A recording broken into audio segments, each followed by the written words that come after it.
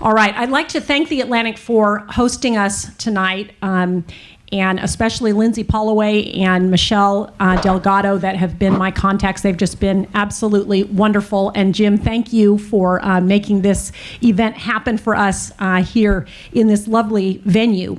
I'd also like to do just a couple quick introductions.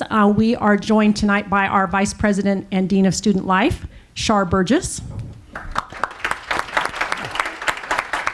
And also Professor of Political Science, Dr. Greg Thorson, who's here with his May term class. And my colleague from the Advancement Division, Gabrielle Singh. It's now my pleasure to introduce award-winning author and journalist, Jim Fallows. We claim Jim and his wife, Deb, are official Redlanders because Jim grew up in Redlands, is a proud graduate of Redlands High School. Go Terriers. Go Terriers. He earned his bachelor's degree at Harvard University and then went on to Oxford as a Rhodes Scholar. He served as chief speechwriter for President Jimmy Carter, is the author of 10 books, and has been at The Atlantic as a national correspondent for most of the last 35 years. And this is a very truncated introduction, I want you to know. Jim and his wife, Deb, who allowed us to honor her with an honorary doctorate of humane letters at our commencement ceremony just 2.5 weeks ago, are both great friends to and an important part of the family of the University of Redlands. So please help me welcome Jim Fallows, who will introduce his interviewee. Great. Thank you very much, Shelley, for giving me the chance to join all of the other Bulldogs here this evening. I wanted to echo Shelley and her thanks to my colleagues, Lindsay and Michelle from The Atlantic, who the Atlantic's events team is the best at what they do in the world. So we're really glad they can have this event here. After we've done the live stream conversation, I'll be happy to talk with any of you about the place we are meeting. You know, The Atlantic was for about 150 years based in Boston from the 1850s onward. It's now based in the Watergate building, and so we're here in D.C., and so you can be part of history as you walk around. I'm especially excited and honored to have a chance to talk with Pete Aguilar, who I've known over the years as we first interviewed you when you were mayor of Redlands, for I guess four years as mayor. He now is one of the rare first-term Democratic representatives in this Congress, running for member of the University of Redlands class of '01, a candidate for re-election this fall, as we'll hear some about. But it's been really fascinating for me to get chances over the years to see what the life of government is like from the inside, whether it's talking about senators or congresspeople or presidents, and what it is like to do the business that we read about in the paper. So we have a great opportunity over these next few minutes to talk with Pete and hear about his life, his ambitions, his frustrations, his connections to Redlands and San Bernardino, what he's learned, what he hopes to do. My plan is I'm going to talk with Pete for maybe 35 or 40 minutes or so, asking him some questions on my mind. Then I'll turn the opportunity over all of you to have one of your Bulldog alumni to ask him questions on your mind. And our goal is that to explore both the personal, the political, the California angle, the national angle, the international angle. Let me start, Pete, by asking you, you're a member of Congress. It was about, I guess, 4 years ago you first started to run for Congress. 2 years ago you were launching, your what turned out to be a successful campaign. You're in the middle of another one now. As you look back on the Pete of 2 years ago, and the one who's now served almost your first whole term in the Congress, what's the main thing you've learned about this experience of being one of 435 there trying to do business in these fractious circumstances? Well, thanks for having me, Jim. This is always fun. It's always it's an honor to be with him. He's an amazing person, an icon, and greatly appreciate you doing this, and Shelley for helping to pull all this off, and the entire University of Redlands team. I think what I've learned is when you go from being on the city council with 5 people, you just need a few friends. You just need 2 other friends, right? In order to get something done. So in a body that is known for being polarized as it is now, obviously, 434 other colleagues of mine, it comes down to relationships, and I think that's really kind of the common thread of what local government is about, and state government and federal government is look. I mean, the more we can build these relationships as colleagues and get to know each other, get to know each other's districts and family members. We've spent good time. My wife Alicia is here. She was at the First Ladies Luncheon today. And she knows spouses of Republican members, and we hang out. We have a good time with each other. But the more we can do that and spend time outside of the chamber, I think the better. And I've joked with friends, and I'll say it here: when we're on the chamber floor, when we're voting, it's the theater. It is hair and makeup. It is everybody knows what everybody else is doing. There isn't an unscripted moment that happens on the floor of Congress. Everything is scripted and done. We know who's going to argue back and forth. We know what they're going to say. We know generally how people are going to vote. So the time that we can have with our colleagues in the hallways, in the committee rooms, free time, those are areas where you can really kind of get to know each other and develop those relationships that will hopefully turn into co-sponsorships and working on issues of common interest together. That is interesting and more hopeful than I would have assumed. And before pursuing you on the hopefulness, I wanted to use your opportunity of mentioning the First Ladies Luncheon. We had several other people who were at the First Ladies Luncheon here today. I think Jack and Laura Dangermond, were you there also? Laura was. So anybody else at the First Ladies Luncheon today? Shar. So this is another connection of Redlands and D.C. As you were describing that communality that you're saying you've been able to strike up, people who get to Congress are by nature outgoing, friendly people, and so that's reassuring to hear.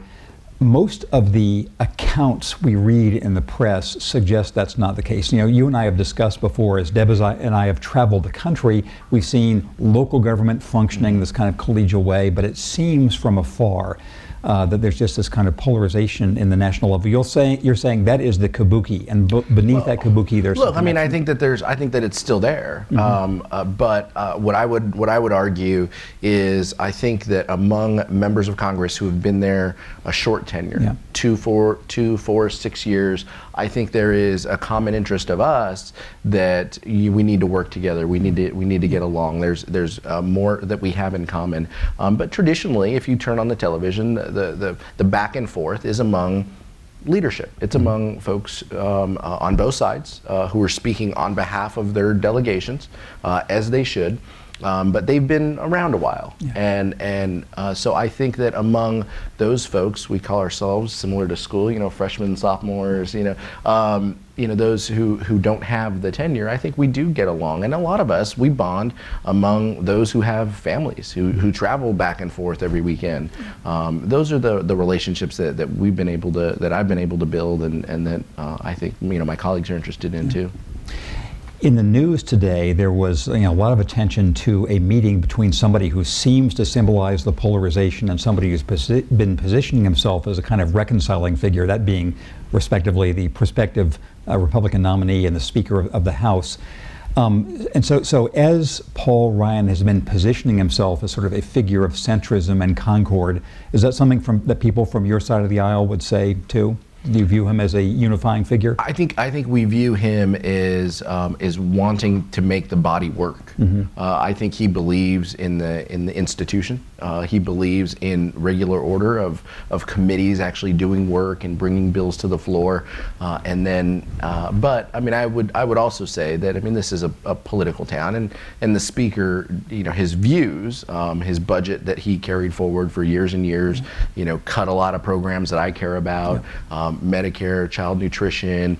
So I would say that still ideologically he is very, very much to the right. But I think the way he carries himself and being very collegial, I think goes a long way. And I think that's why he gets the benefit of the doubt, and he works well with Democrats in that sense. We may disagree with him on a policy sense a lot. On his budget priorities, but we respect how he feels about the institution. I have a question about one of the practicalities of being a congressman from the West Coast. Last month, as you'll recall, there was Alicia's here, so I can't lie about any of this. So she's gonna. we can call her up to bolster your testimony. There was As you know, there was the Maryland primary last month, and there was a joke that the very hotly contested 8th District of Maryland was actually the best congressional seat in the country because you can just take the red line from Capitol Hill to where you're going. That's very different from your case, going Absolutely. either. So Don Beyer, who just lives across the river, he was an ambassador to Switzerland. He's a freshman, just like I am. I call Don the most hated member of Congress because he sleeps in his own bed every night. Yeah. But you can lump in Don Beyer and Chris Van Hollen and Jerry Connolly. Yeah. I mean, all of them. We very much dislike them on a personal level. And this is bipartisan, by the way. So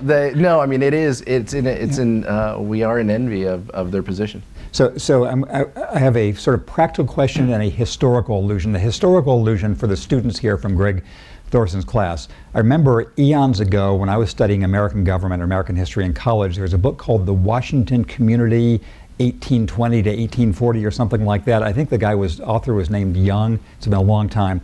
His argument was that in the early days of the Republic, people couldn't go home. So the fact they were forced to lodge together, to see each other day in and day out, there was a kind of consensus despite the party disputes. For those of you who have to travel a long way, who can't go home to Bethesda or Falls Church each night like Chris Van Hollen or Don Beyer, tell us what the practicalities of life are like. When do you go to either Ontario or LAX? Sure. How do you divide your attention? I'll run you through the week very quickly, starting on a Monday. So the traditional weeks we're in session Monday to Thursday, and they do help us out by having the first day of votes. So Monday night, the votes don't start until 6:30.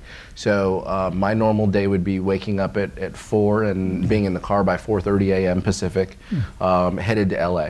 I've flown out of Ontario a few times. I did last week, but I like being nonstop. You control your own destiny. Yep. You're a pilot. You know this.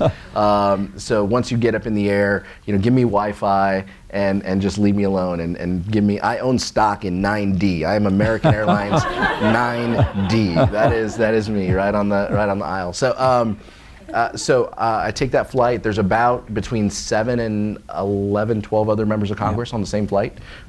We all talk to each other and huddle D's and R's as we board the plane. And then once we're on the plane, nobody talks to each other. We all do our own thing. Some people sleep, some people watch TV, some people read, but everybody respects that that's kind of our time. So I land at 3:30, go to my place. I have a small apartment in a Navy Yard. Walk to the office, have some staff meetings. We start voting in the evening, and then we'll do some evening stuff, receptions and things that we go to. All day Tuesday, all day Wednesday, wall to wall. And then Thursday, votes will end at 1 p.m. I'll take a little bit of time, and then 5 p.m. catch a flight back. And so I'm landing past traffic a little bit, so 7:30 Pacific Coast time, and then hopefully walking in the door around 9:45, 10, which sometimes the kids are asleep and sometimes they're not. So I love when they're not, so I can say hi. And then Friday is in the district, hopefully taking the kids to school, hopefully trying to be at least a medium-time parent, and being in the district, doing the politics. Saturday as well a little bit, and then once Saturday afternoon happens, that's our time. Once Saturday 3, 4, 5 p.m. That's our family time. So Saturday night and all day Sunday is family time, and then Monday morning rinse and repeat. And what's the common lore among people who live far away about when, if ever, it makes sense to move your family to D.C.?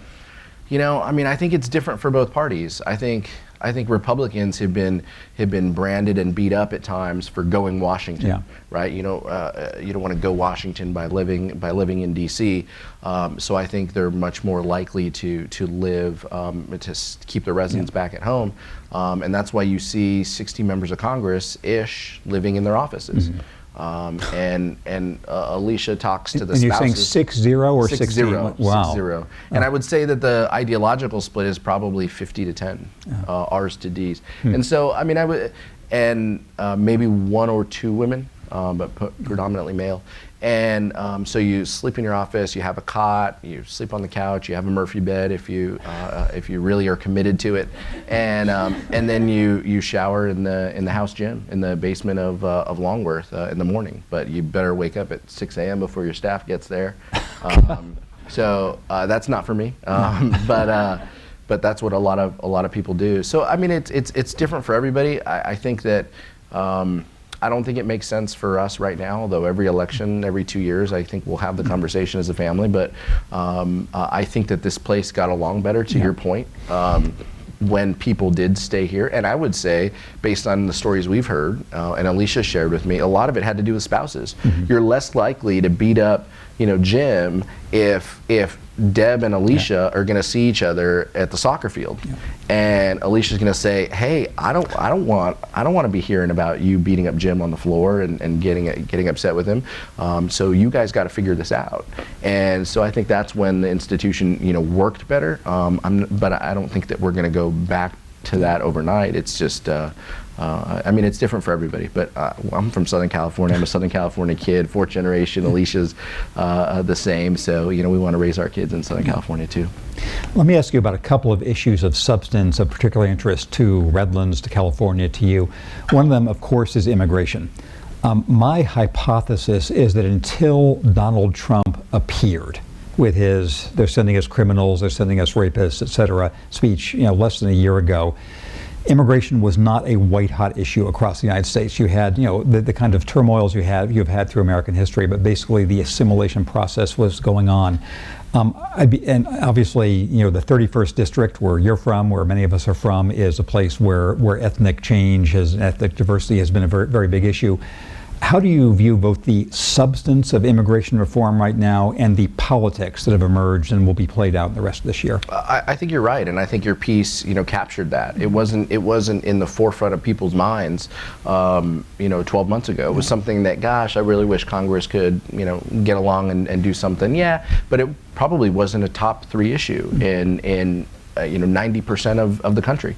And so I think that what some people on TV giving these speeches has done is it's really kind of brought it to the forefront of folks and really made people feel scared, played on hate and innuendo and falsehoods, and preying on that fear and making people feel that their economic insecurity is a result of immigration, when we know the statistics show, there's migration going on both ways across the border. People are retiring in Mexico, and it's a net neutral migration number. But you wouldn't hear that by just looking at the TV and hearing some folks speak. So I think it's unfortunate. I think the politics have obviously become much more difficult around the issue.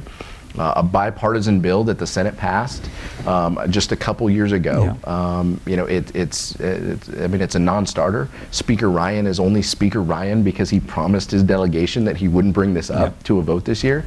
The Hispanic Caucus met with him. This has been reported a couple weeks ago, and we shared our concerns about Puerto Rico and about immigration with him, and I think he genuinely understands that this is an important issue. The Republican autopsy after the 2014 elections or 2012 elections, mentioned this, that they need to make changes as a party if they want to appeal to what we call the kind of rising American electorate, which is women and people of color, and so millennials, women, and people of color. So I think that's the unfortunate part of where we are today in the politics.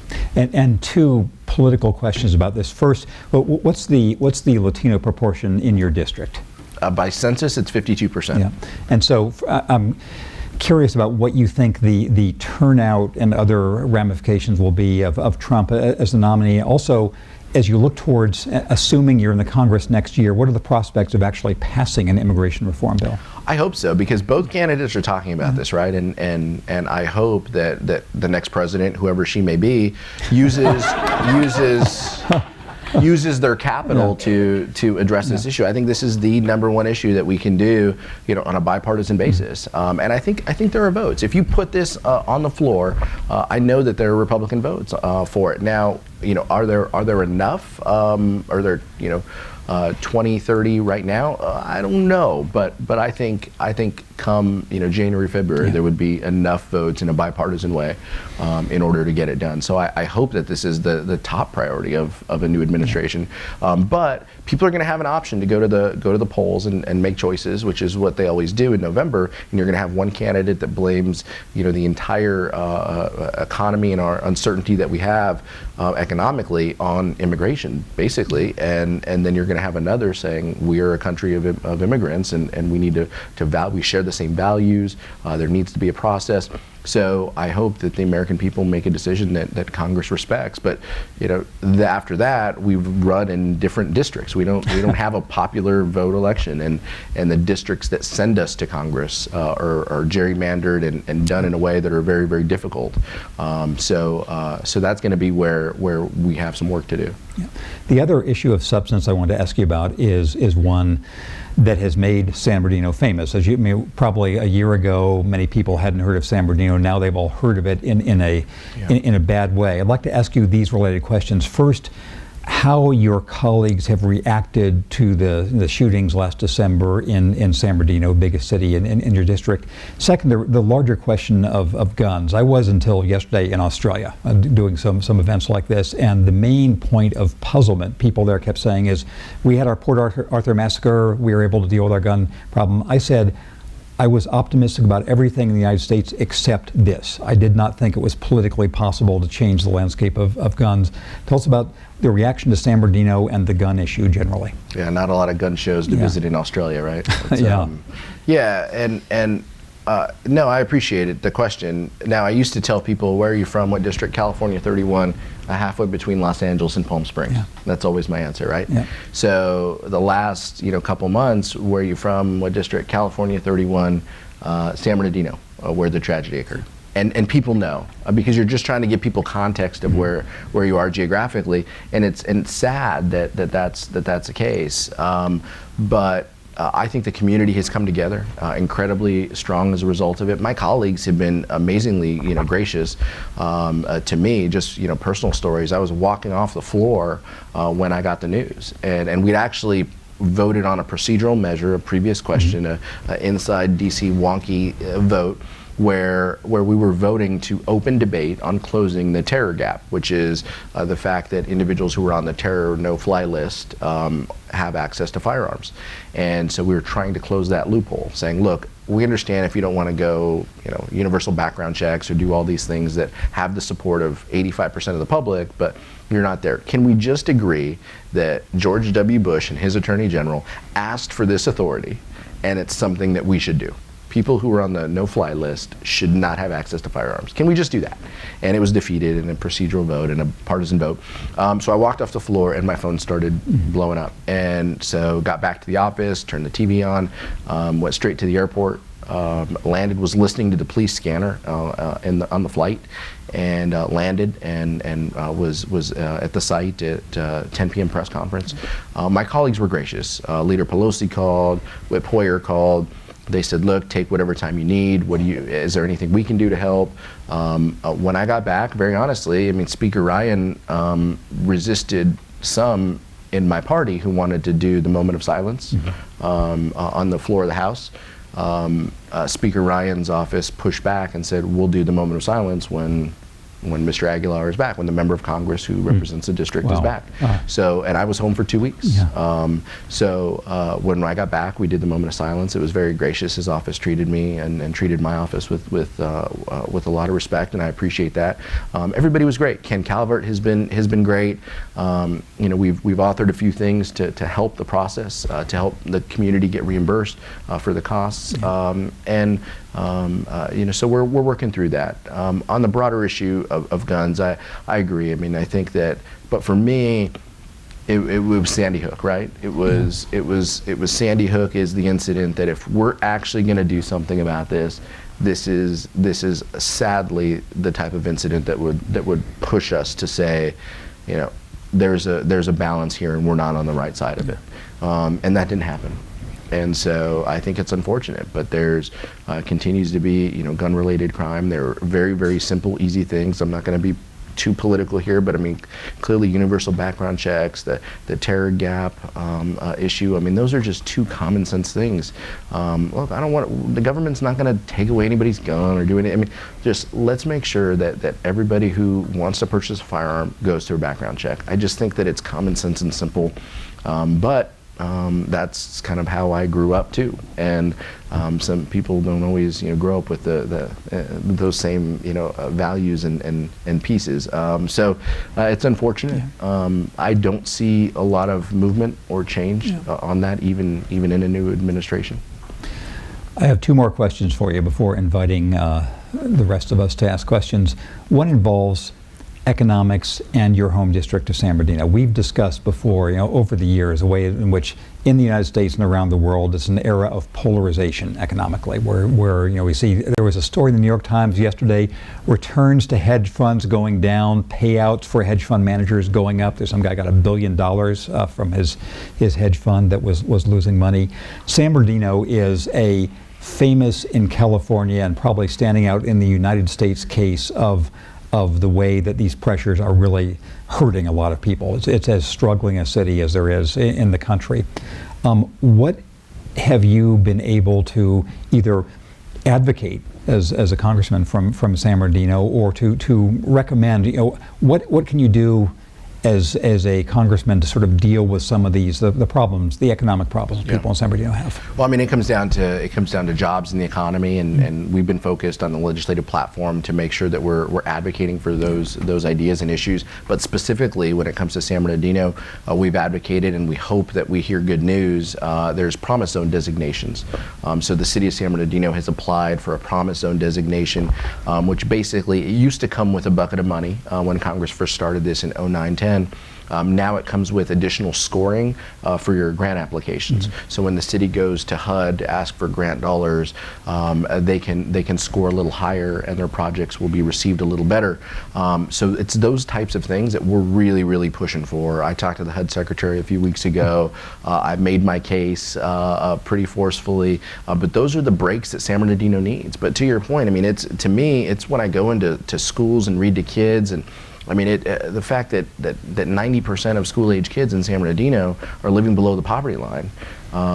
It is easier in my district, when you go to these elementary schools, it is easier for the school to use what's called a Provision 2 program when it comes to child nutrition. I'm on the ag committee, on the nutrition subcommittee. It's easier for these schools to say everybody here gets free lunches than it is for them to say 95% of you get, because then you have to enter in codes and you have to do it. So there's actually a USDA program that says if over 85% is free or reduced lunch, then it's just easier for us to give everybody breakfast and lunch. And so it's those types of things, but that's more prominent in my district than anywhere in the nation, and it's so tough. But that's what keeps me up at night, what I think about, what we talk about legislatively, how to get creative, in a Congress that doesn't, work very well together, as you've talked about. I mean, how do we build some success stories when it comes to jobs in the economy, when it comes to child nutrition, when it comes to just fighting for my hometown. I grew up on 27th and Waterman in San Bernardino. My dad on 5th and Mount Vernon, in a tough part of town, and my mom on Palm and Baseline. They met at San Gregorio High School. I mean, San Bernardino holds a special place in my heart, and it's going to take the business community stepping up. It's going to take the community stepping up. It's going to take public leaders. They've made the news again because of homicides, crime, a spike in crime in San Bernardino since January 1st. So there's plenty of work to do, and there isn't one easy solution, but it's incumbent upon all of us to try to play a role. My last question is this. I actually respect politicians a lot because I'm not brave enough to be one. Being a politician is really hard. You're doing stuff like this all the time, or else you're asking people for money, or you're dealing with the latest 16 emergencies people have. Constituent service, you have to return every phone call, et cetera, et cetera. So I really respect serious people who do this. I know also that the politician's life is uncertain. The circumstance of districts and gerrymandering and accidents mean that you can't really foresee anything. But suppose you're able to foresee 10 or 20 years in this role or related ones, and suppose you're able to imagine your party being in control again. what are the things that you would most like to have done? You know, if you could look back 20 years from now and say, in your life in the national legislature or whatever other office, you had accomplished X and Y things, what would they be? I think adding back economic certainty and support for the middle class in San Bernardino. You know, like I grew up, and when you had dinner with somebody, one of your friends from school, somebody at that dinner table worked for Kaiser Steel, the railroads, or Norton Air Force Base. And the Air Force Base is gone, the railroads have automated, and Kaiser Steel is gone. There's a steel company, CSI, who's there, but in a smaller footprint.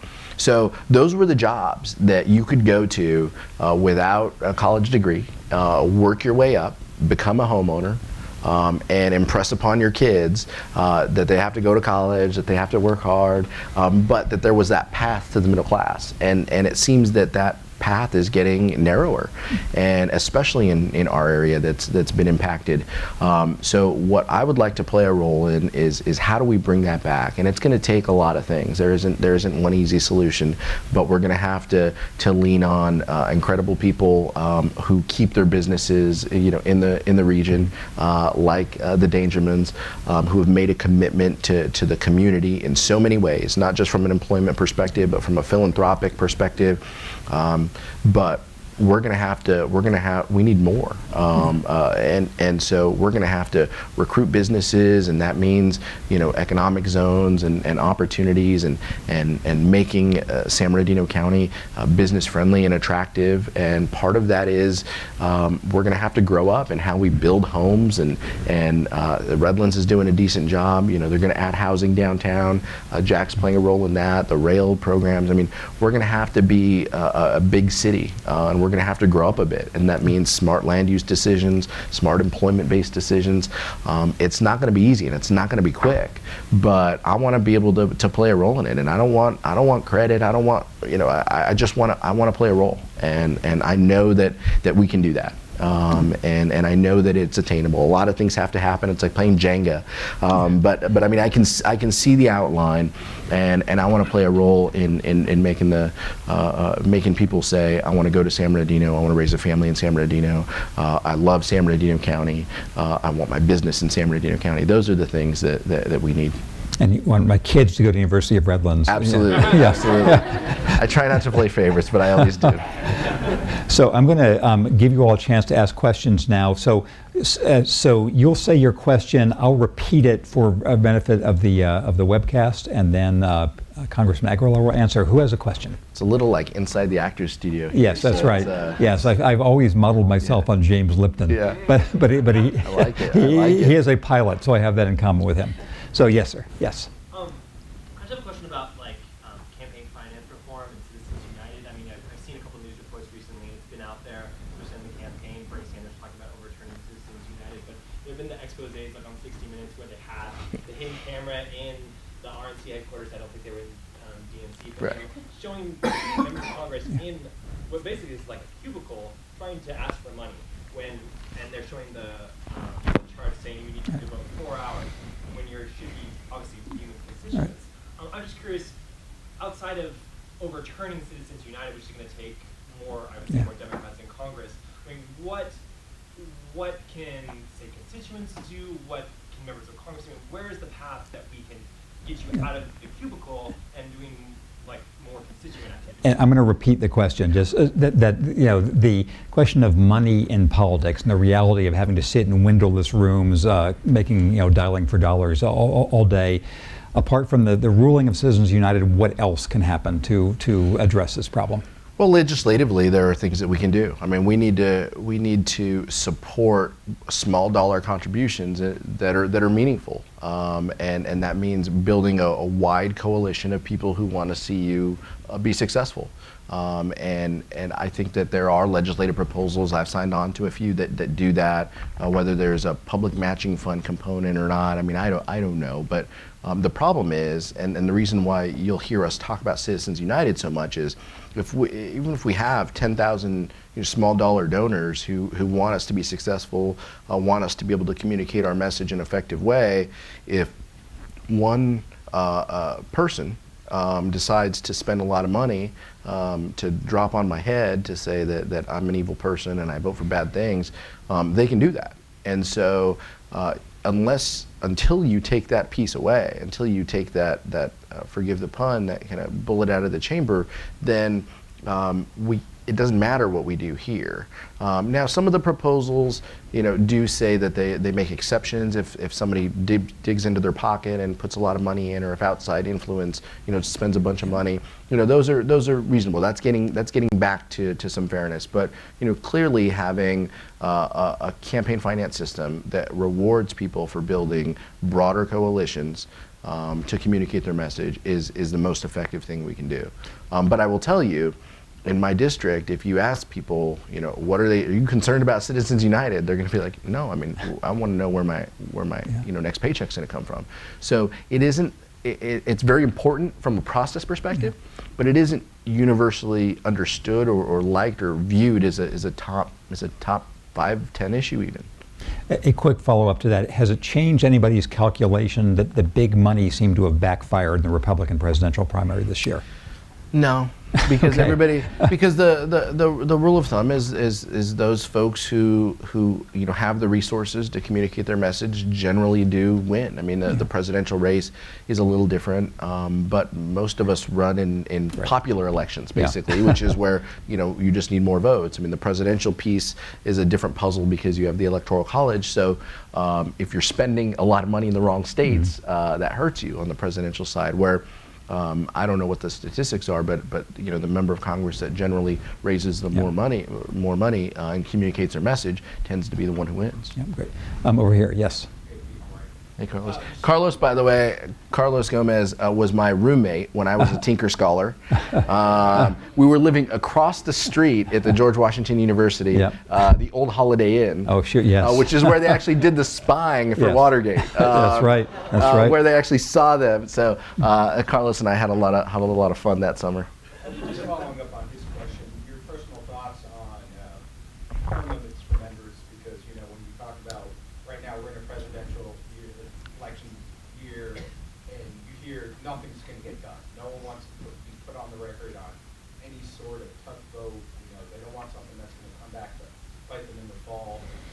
Your personal thoughts on this, because it's a never-ending cycle of fundraising. You're up. Presidential, and it's just everyone says nothing will get done in the presidential. And so, Pete, you can repeat the question. Yeah. Sure. I mean, the question is, my thoughts on term limits in light of all the uncertainty and discussion about things not getting done. Would that help? Would that change? I don't think so. I don't think having, let's say that we had 6-year term limits, 3 2-year terms. That means you're cycling through the entire body, a third of the entire body. Like the California every legislature. election, which is what California did.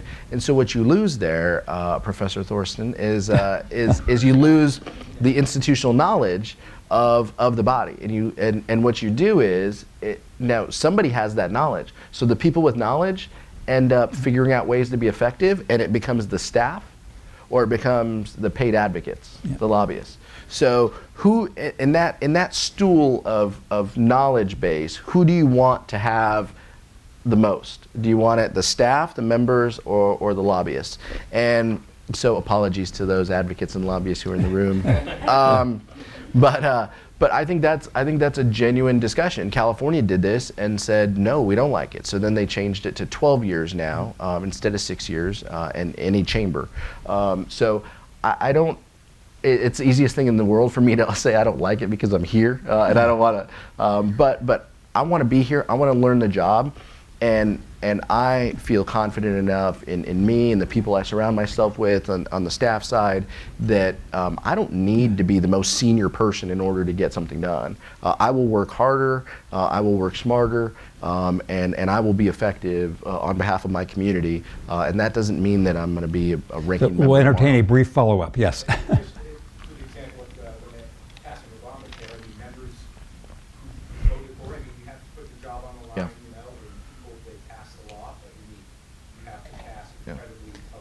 The follow-up is we have to make these tough votes occasionally, and people who voted for the Affordable Care Act, Obamacare, paid a price. They voted for it in 2009, and many of them were shown the door in 10. And I've met a lot of people who fell into that category, and it's unfortunate. But those are, it depends if it's a core value for you, if it's something that you feel strongly about and passionate about, then you're willing to do that. And I'll roll the dice on the public. And I know my community, and there may be difficult votes where maybe I'm on the other side of folks in the district, but I trust in my ability to convey my thoughts on it, and that's why you do outreach. That's why I do coffee with your congressman. I did coffee with your city council, and in a casual way where people can ask me questions and get to know. We do these town halls. When I'm in D.C., we'll do town halls back in the district, where we call folks and they join a live town hall where I can give them an update on the policy and legislation that we're carrying and advocating, what's going on in the district, what we're doing, and then I'll take questions. And it's not easy. And believe me, there's 10 folks who follow me around in the district who want to make my life incredibly difficult. Every time I do a public meeting, they want to be difficult. They hold up signs. They do this. You can YouTube this stuff. I'm not making it up, but and that's tough. I'd rather just sit down and say, let's have a conversation. Let's disagree, but you tell me your points. I'll tell you mine. And in the end of the day, the community's asked me to cast a vote for them, and I'll do that until the community asks me not to. The only term limits America needs are for the Supreme Court. There should be rotating 18-year terms. So there'd be every president will get an appointment every 2 years. Different topic. Different topic. Yes. So it's obviously a big year for women in politics, and I'm not going to ask you about the presidential election. Yeah. But it's also a sad year. There are a number of women in leadership who are leaving, and it's a hopeful year. So there are people like Faith Winter, who's class of '02. Who's a big representative in Colorado. So what do you see to support women in politics and diversity in general? It's a good question. And repeat the question. I'm sorry. I'm stealing your job. No. You're welcome to it. James but just, Lipson, I'm stealing your thunder here. Somebody needs to do it. So.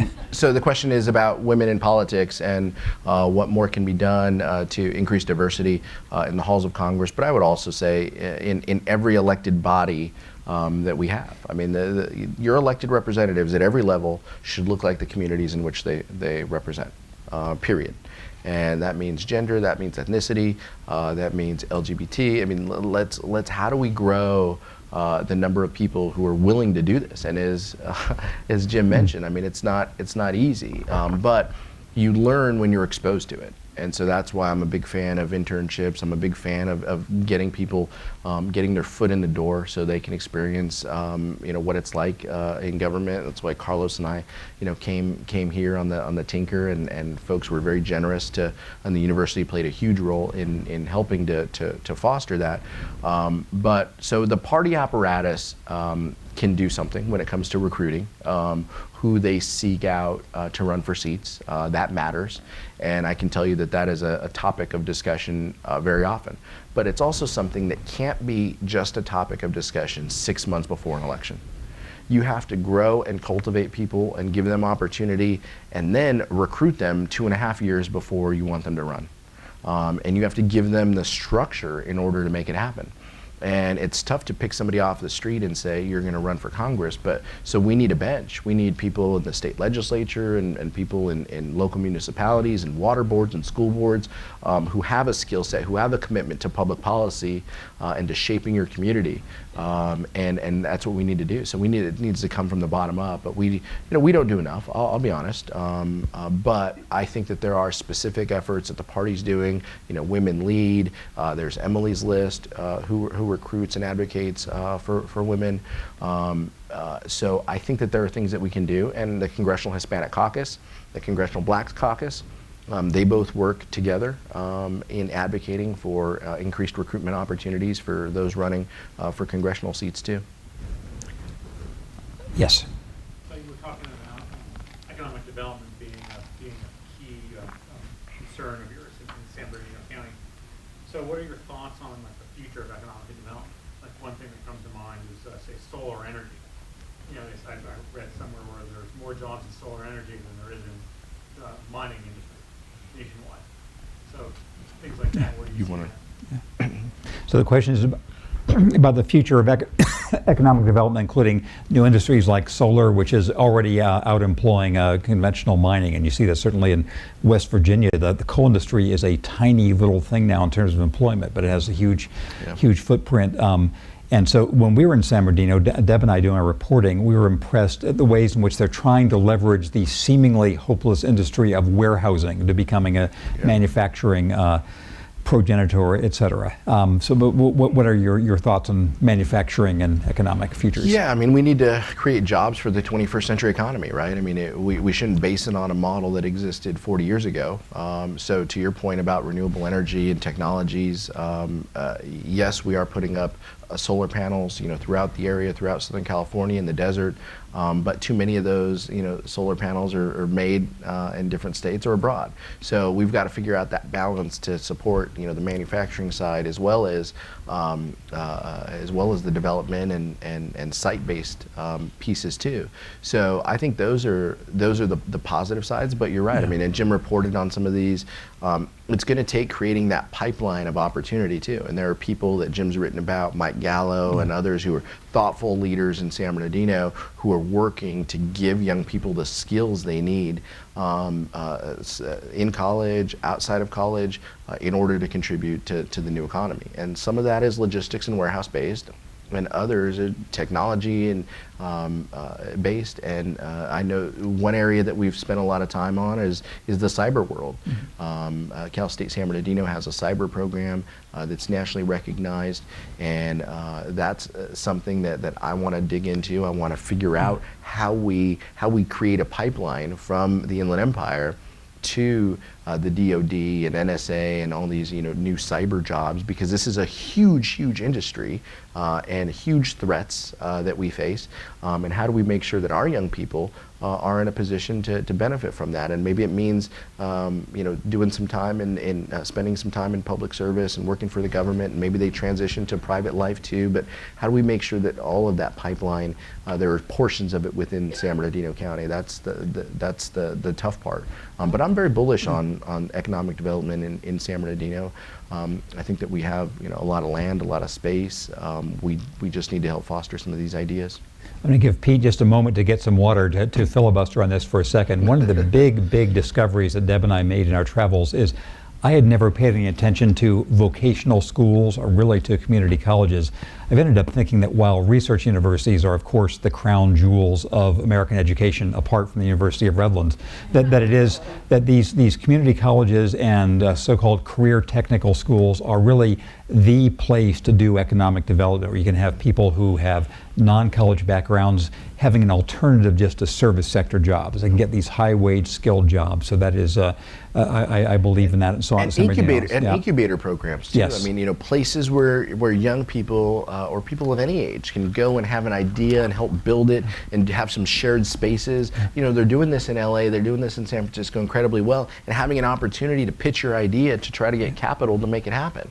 I mean, we need more of that kind of thought-based, planning and economic development, so folks can pitch ideas. But there's going to be kids from college, there's going to be kids not from college who are pitching ideas to make our communities, better, faster, stronger, and we need to figure out, what our role is in that. And I said to Jim before this started that one of the things we've been focused on too is, that disparity between, Los Angeles and the Bay Area doing very, very well, and the recovery in California. How you feel about the economic recovery is based on how far you are to the ocean. If you were very close to the Pacific Ocean, you were feeling very, very well. And generally, your portfolio is doing well. You've had a couple raises in a row. Those things are working well for you. The more inland you go, the less opportunity that you have to feel that recovery. So those are the things that keep me up, and that we want to think about and help make a difference with. We have time for one or two more questions if you have one. Yes, sir. Yeah. And then the young lady in the back. Yes. Trying to expound on what we're talking about, you speak about losing jobs in your district, and that's sort of indicative of a labor market that is changing, where undergraduate degrees are not necessarily the exception, but the standard. And especially in districts that are lesser educated and lower income, they seem disproportionately affected by this shift in the labor market. So as a representative from the district, what can we do to change our education system to assist those that don't have the opportunity?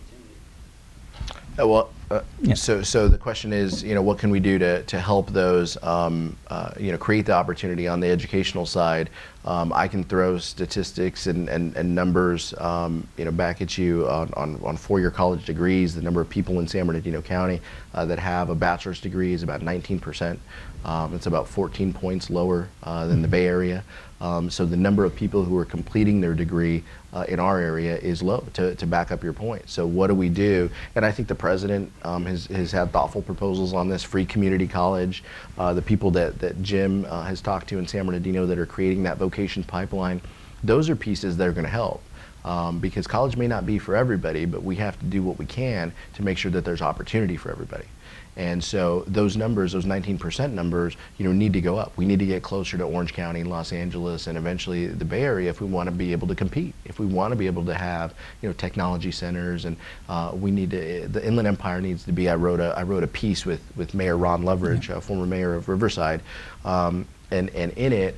We said, because some folks and some economists in the area talk about warehousing and logistics being the future.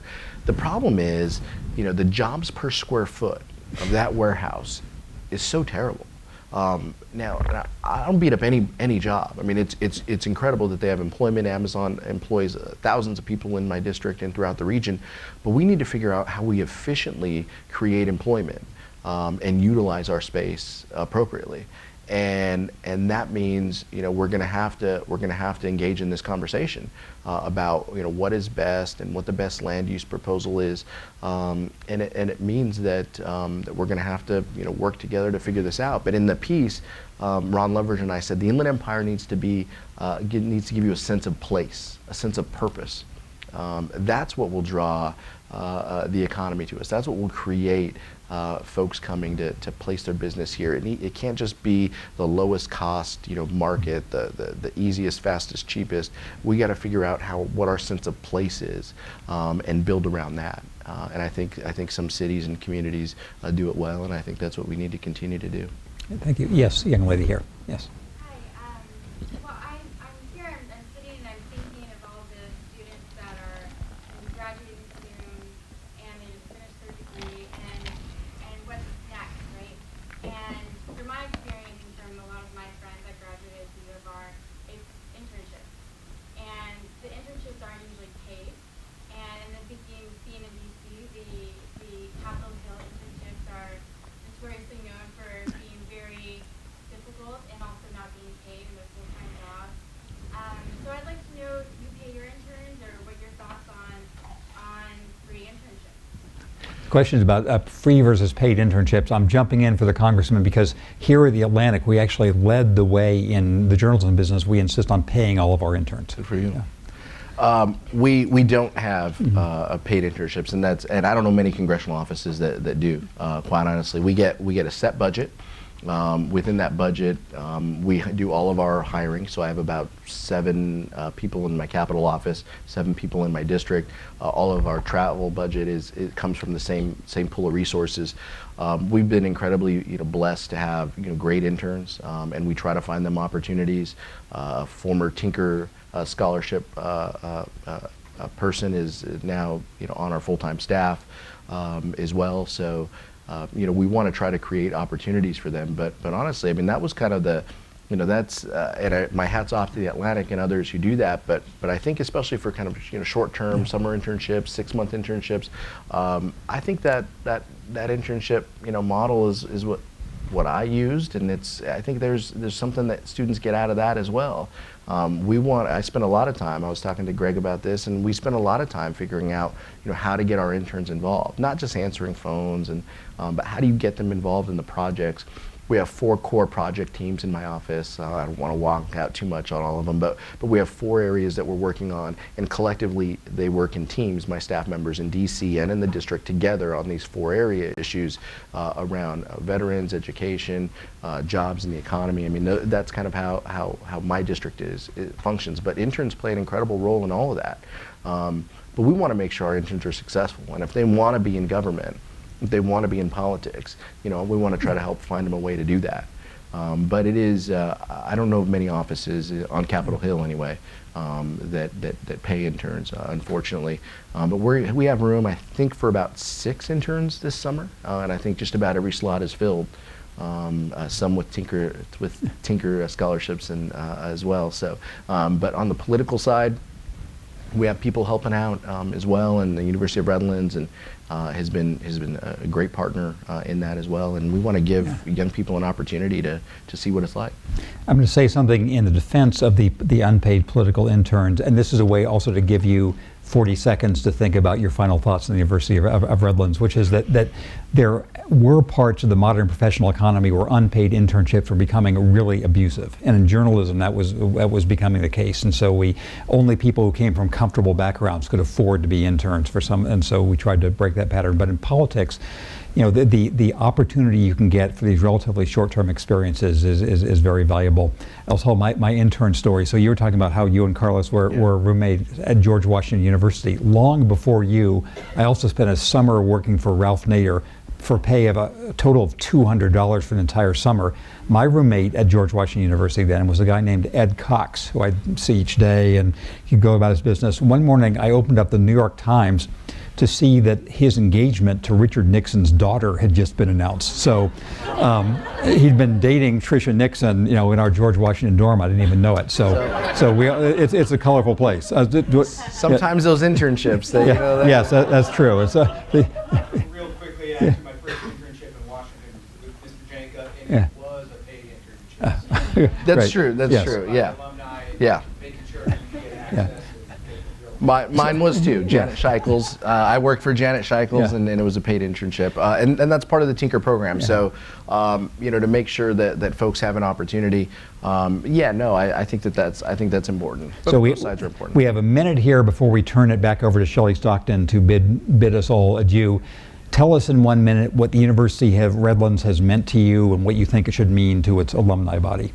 It's meant a lot to my family, not just me, but to be first generation to go to college. My brother and I were the first to go to college, and I think I share that in common with probably a lot of you students as well. This was a place that encouraged me and did so much for me. It's where I got to know my wife. But it did so much for me, you know, professionally and personally. The second time I got in an airplane was to come here. Was to do that Tinker Scholarship. I had never been in an airplane before I was 17 to visit my college roommate where he was from in the state of Washington. So to be that kid who grew up in San Bernardino who had these doors open for him, and there's tons of people in U of R stories associated with that. Tracy Fitzsimmons and Barbara Morris on the professor side, Roger Salazar, Janet Scheichels on the professional side, people who I've come to be my friends along this route. I'm very comfortably say to you that I wouldn't be here without the university, and it holds a special place for me and my family, and I'll always be indebted and look forward to paying it forward continually. So the University of Redlands is very grateful to have Pete Aguilar among its alumni body. The cities of Redlands and San Bernardino and the 31st are grateful to have him as their representative, and we this evening are very grateful to have you here. So thank you very much. So Shelley. Yeah. Hey. Thank you, Pete, and thank you, Jim, for doing this for us this evening. Really appreciate that. And thank you to The Atlantic. All of you should go home and subscribe to The Atlantic if you are not a subscriber right now. Not just because they hosted us here, but because they are an incredible journalistic organization. And we really appreciate their support and appreciate all of you being here tonight. So thank you very much.